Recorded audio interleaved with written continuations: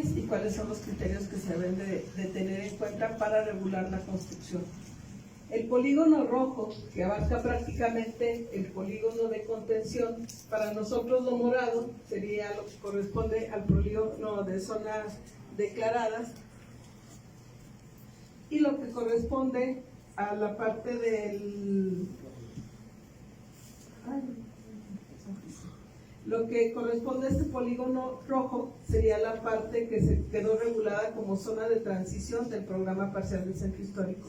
Prácticamente la imagen que vimos anteriormente con el arquitecto es esta parte central, y entonces lo que se hizo es considerar algo que mencionó el arquitecto, que es el valor paisajístico que tiene Zacatecas, que creo que sería de los elementos únicos. ¿Cuál es ese valor paisajístico? Pues todo lo que rodea el centro histórico, que es el paseo escénico La Bufa. Prácticamente está bordeado por el paseo Díaz Ordaz, el paseo escénico La Bufa, y eso nos permite vistas interurbanas.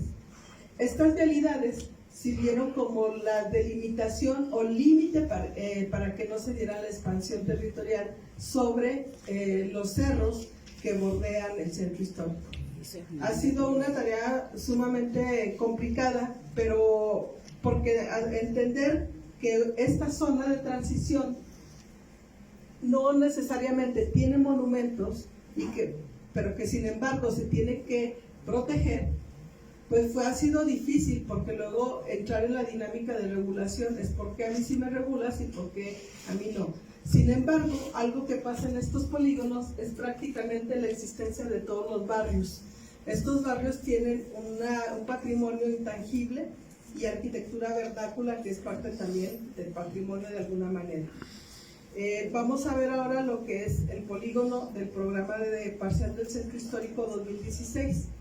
En el 2006 se hizo este programa, fue un primer esfuerzo, y de ahí derivó en un reglamento del programa parcial del centro histórico, que entre los criterios principales establece las normas de construcción y regulación de anuncios, de construcción, de ocupación de la vía pública, de vendedores ambulantes, crea la figura de la ventanilla única, que yo felicito al alcalde por haber hecho realidad esa ventanilla única que era tan necesaria, y establece también la necesidad de crear un fideicomiso para la creación para la regulación del programa y la operación del plan de manejo.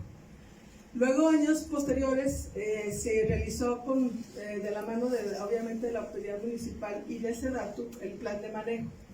Este plan de manejo no ha podido cristalizarse, sin embargo, creo que ahora tienen también ya una agenda muy específica del plan de manejo, a la que nos sumamos definitivamente como Estado para poder cristalizar las acciones que tengan que ver con la intervención. Este programa parcial a mí tiene mucha relevancia por dos aspectos fundamentales. Uno, se engloba en el contexto de la zona metropolitana, y volvemos al concepto de espacio-tiempo. Cuando uno habla de que la ciudad va envejeciendo, esta ciudad te va dejando referentes en ese envejecimiento. Quiere decir que hablar de ahorita de colonias que están dentro del polígono de contención, ya son colonias que datan de los 40, de los 30, y que ya ahorita ya tienen un referente histórico propio.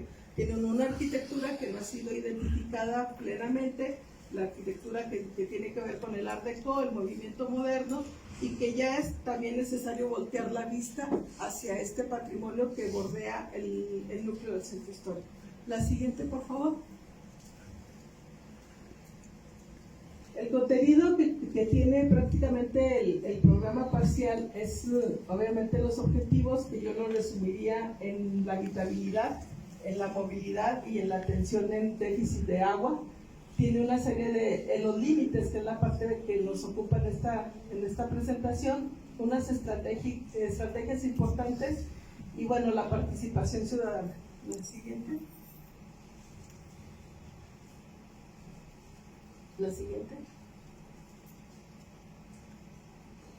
La siguiente, no sé si está en blanco o... para llegar a esta conclusión se tuvieron que tener una serie de talleres de participación ciudadana en temas de diagnóstico, de política territorial y estrategias y mecanismos de instrumentación.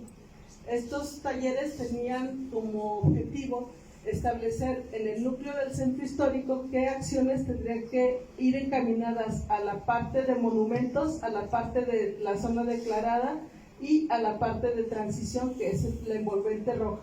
Para quienes no son de Zacatecas, comentarles que esta parte de este polígono está bordeado por vialidades, y en esta parte está el Cerro de la Bufa y el Cerro del Grillo, que son referentes importantes, y en la parte norte el sitio que dio origen a la zona de la ciudad de Zacatecas, que es Bracho, y donde nace el Arroyo de la Plata, que luego es una permanencia urbana porque circula por todo, cruza todo el centro histórico y parte de la zona metropolitana. La siguiente. Aquí surgen varios temas, como la centralidad del centro histórico, que aún permanece.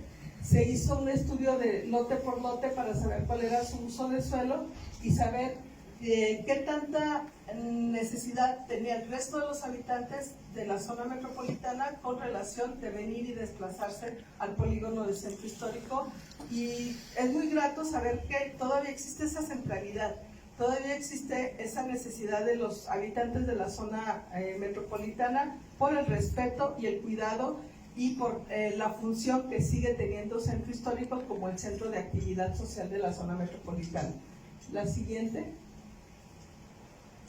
Esta es la imagen que representa esta centralidad. El Centro Histórico está marcado con el punto, el círculo rojo, y luego las áreas de influencia de toda la zona metropolitana, aún con el desplazamiento de ciudad administrativa a la parte poniente, sigue conservando. La siguiente. Les decía que los objetivos del plan era buscar la equidad, la productividad, la sustentabilidad, la habitabilidad, la movilidad y la gobernabilidad y sustentabilidad cultural. En el caso del gobierno del Estado, ¿a qué es lo que más ha estado enfocándose? Pues al tema de la movilidad, de la habitabilidad y el tema que tiene que ver con la infraestructura. Y sumándonos obviamente al tema de gobernabilidad con la autoridad municipal. La siguiente, por favor. Los límites. Cuando se hizo esta delimitación, nos encontramos con todos estos límites existentes. El primero, obviamente, que es el gris, es la zona declarada, las 110 hectáreas, y luego una propuesta de perímetro de protección A, promovido por el INAH, que es el rojo, y un polígono de protección B, que es el azul, también promovido por el INAH. Luego encontramos la zona de atención prioritaria de la ley de protección, que también sugería un polígono color vino, que prácticamente casi coincide, pero en el casi era difícil establecer qué teníamos que regular de una forma y qué otra. Por ejemplo, cómo hacer que cuadraran estos polígonos que podían tener un criterio, y estos polígonos entre el rojo y el azul que podían tener otro criterio. Significaba mucho porque es el cambio a una vivienda que puede quedar en un polígono o en otro, y cuál de los dos criterios tenías que adaptar. Los que estaba sugiriendo la ley de protección o los que estaba sugiriendo la ley federal. Para eso se llegó a la siguiente conclusión. La siguiente, por favor. Bueno, la estructura estaba pensada para consolidar la centralidad del centro histórico, conservar y fortalecer la legibilidad del centro y mejorar los servicios públicos. Para esto, bueno, antes quisiera precisar más en la delimitación. Se optó por solamente tener 3 polígonos. El polígono de las 110 hectáreas, que ese no tiene lugar a dudas para absolutamente ningún ciudadano ni autoridad. El polígono de transición o polígono B, que abarca un total de 316 hectáreas, y esas 316 hectáreas su limitante es física y es prácticamente por el paseo escénico La Bufa. Y por el lado, ese es por el lado norte, por el lado poniente, por el lado oriente sería, perdón, el